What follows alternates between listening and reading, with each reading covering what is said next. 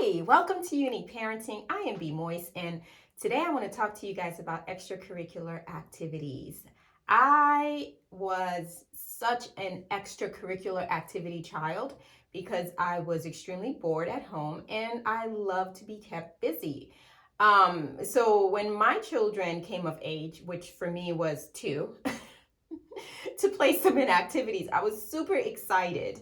And I really wanted them to do everything and I wanted them to be exposed to everything just because I had a good time doing activities as a young child. I really enjoyed all the friendships that I made and all the people that I met and all the lessons that I learned from it. So I really thought this is such a good idea to definitely get your children into as many activities as possible. Now, fast forward and I have two unique learners. I have two neurodiverse children, and really extracurricular activities are not the best for them, at least not in the excessive amount that I did as a child. So when you're thinking about, okay, how much is too much?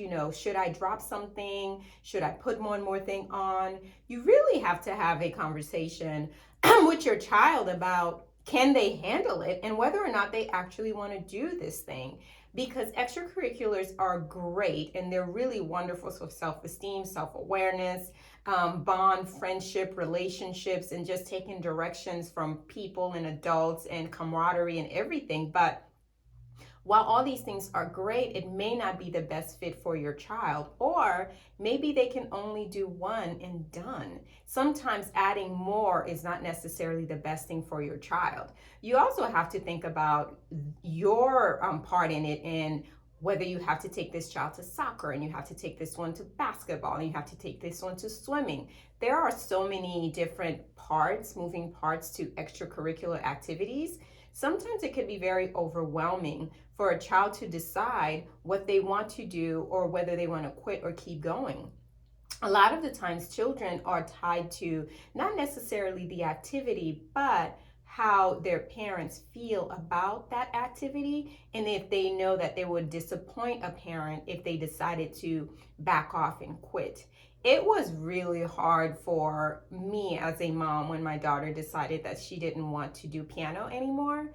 I was so disappointed, but it was a decision that she came to do all on her own. And she said, I have other stuff going on and I really like art and I want to focus more on art. That was hard for me because I really loved her playing the piano. But it's not that she doesn't play the piano anymore, but we just do not have that as an extracurricular that we consistently are going to every week. Now, I am kind of relieved because not having to drive to piano early Saturday mornings, that's nice. We don't have to do that anymore. But I feel a little sad sometimes because I'm like, oh, I really liked when she was playing the piano. But it also doesn't mean that she won't pick it back up later on in time. But we really had a lot of activities. My son, had taekwondo, she had piano, then we had ballet and dance, and then we had soccer and we had football. I mean, we were running all over the place. So when it came down to have these conversations with, what do you guys really truly want to focus on? What is it that you want to grow and nurture? And let's just do that and see how well you are at, doing at it.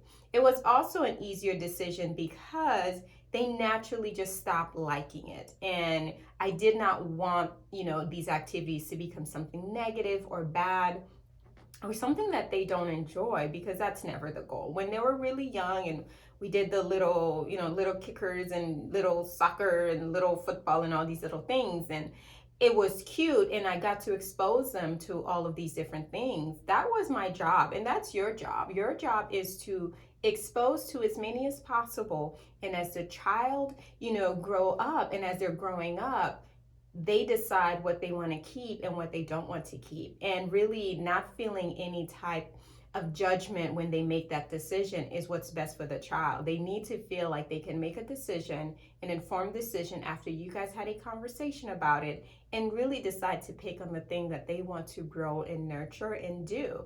So really, too much is really based on that child. If a child can handle 4, then they can handle 4. If a child can handle 2, then it's 2. And if a child only wants to do one thing, then their max is 1. So really truly listen to your child.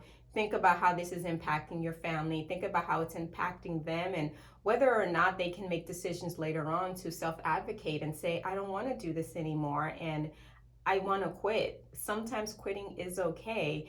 Or we could just put a pause on it and resume later on. You never know. And sometimes the child doesn't know. They might want to pick it back up when they don't feel as burdened. So too much is really based on how much each individual child can handle.